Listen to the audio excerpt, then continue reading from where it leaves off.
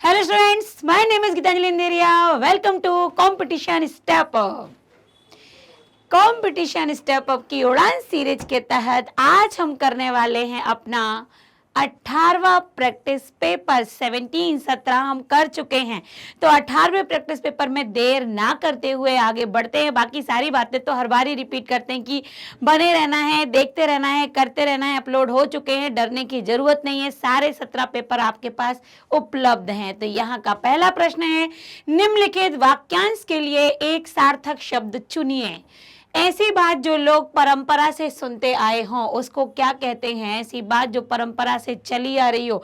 शैव, किंवदंती, अनुसुईया या स्मरणीय। देखो, दो तो शैव तो शिव जी को मानने वाले, अनुसुईया देवी थी। स्मरणीय, यहाँ पर स्मरणीय जो याद रखने योग्य या याद रहा जाए, तो किंवदंती कहते हैं जो कि परंपरा से बात सुनी जा रही है। निम्नलिखित विकल्पों में से कौन सा एक वाक्य संकेतवाचक सर्वनाम का नहीं है? संकेतवाचक सर्वनाम होता है जो संकेत कर देता है।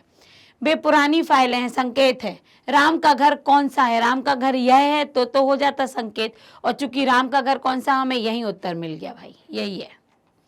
निम्न मुहावरे को किस विकल्प द्वारा पूर्ण किया जा सकता है? गागर में सागर भरना, हम पढ़ते ही सुनते चले आ रहे हैं, सागर भरना।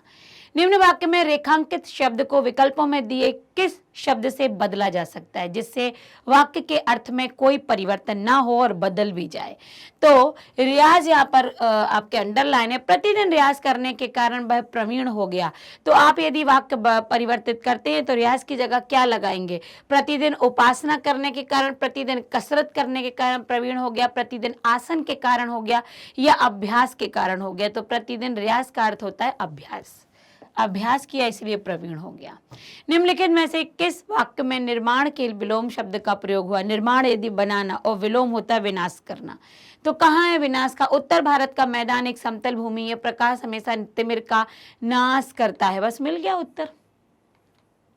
नीचे दिए मुहावरों का सही अर्थ दिए गए विकल्पों में से चुनिए। लंगोटी में भाग खेलना, लंगोटी पहने पर होली खेल रहे हैं, प्रसन्नता मना रहे हैं, और लंगोटी पहनी तो कहीं ना कहीं गरीबी को दिखा रहे हैं। तो क्या हो गया? बचपन से होली के गीत गाना, होली खेलना, दरिद्रता में आनंद लूटना, या लंगोट पहनना। तो सी है दरिद्रता में आनंद लूटना। राहुल के स्वभाव में क्रोध का भाव अधिक है। उपयुक्त वाक्य में प्रयुक्त क्रोध के स्थान पर उसके विलोम शब्द का प्रयोग करना है। तो क्रोध का क्या हो जाएगा? राहुल के स्वभाव में क्षमा का भाव है, घृणा का भाव है, ईर्ष्या का भाव है, दया का भाव है। तो क्रोध में दया का भाव तो नहीं होता। जब भी हम क्रोध करते तो क्षमा का भाव हो सकता है। तो पहला यहाँ पर सही है। यह रास्ता खालिस्तान है, सावधानी से चलें। चलने की बात की गई है, तो रास्ता कैसा होगा? दुर्गम होगा, दुर्गम होगा, दुर्गम होगा, या दुर्गम होगा? दुर्गम होगा। ये सब एक ही शब्द दिए, बस वर्तनी के शुद्धियां हैं। जिसके दो पैर हैं उनको क्या कहा जाता है? पैर को पद कहते हैं। तो द्वापर द्विज, द्विज को ब्राह्मण को द्विज कहते हैं। चतुष्पद 4 पैर वालों को कहते हैं। तो द्विपद 2 पैर वालों को कहते हैं। निम्न में से किस वाक्य में खिन्न के सही पर्यायवाची शब्द का प्रयोग हुआ? खिन्न, चिड़चिड़ाना, उदास होना, ऐसा होता खिन्न। रंजन उसके प्रति अनासक्त था। जया का मन उदास हो गया। राजीव आज बेहद प्रसन्न था। सुनैना ने मुक्त कंठ से उसकी प्रशंसा की। खिन्न का अर्थ होता है उदास हो जाना। निम्नलिखित में से किस एक वाक्य में सर्वनाम के प्रयोग संबंधी अशुद्धि है? सर्वनाम का गलत प्रयोग हुआ है। कहाँ? मैं आपके कैबिन में बैठा था, सबकी अपनी अपनी मजबूरियां थी। जो लोग अंदर आना चाहते वह आ सकते हैं, सभी छात्र अपने अपने घर जाएं। आप कहेंगे मैम हमें सही दिख रहा है, पर ये तीनों करेक्ट हैं क्योंकि उनके सर्वनाम के अनुसार क्रिया ने भी काम किया है। पर जो लोग अंदर आना चाहते हैं, जो लोग मतलब बहुत सारे, तो क्या होना चाहिए? वे होना चाहिए। है क्या? वह।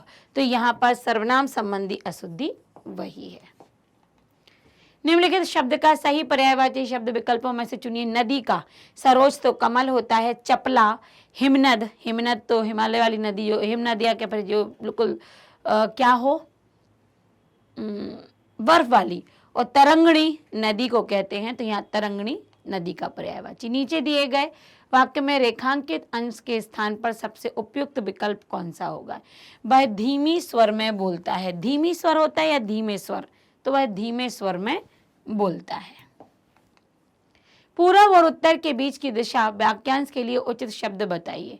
पूर्व और पश्चिम के बीच की दिशा होगी, मतलब पूर्व उत्तर के बीच की दिशा को क्या कहेंगे, सॉरी, जब ये पूर्व है और ये उत्तर है, उसके बीच का अंश बताइए क्या कहलाता है। आपने बहुत, यदि वास्तु सुने हो, वास्तुशास्त्र सुने हो, पढ़े हो, या वास्तु के विषय में आप जानते हैं, तो उसको कहते हैं ईशान कोण, जिसे कहते हैं वो पूर्व और उत्तर के मध्य का भाग होता है।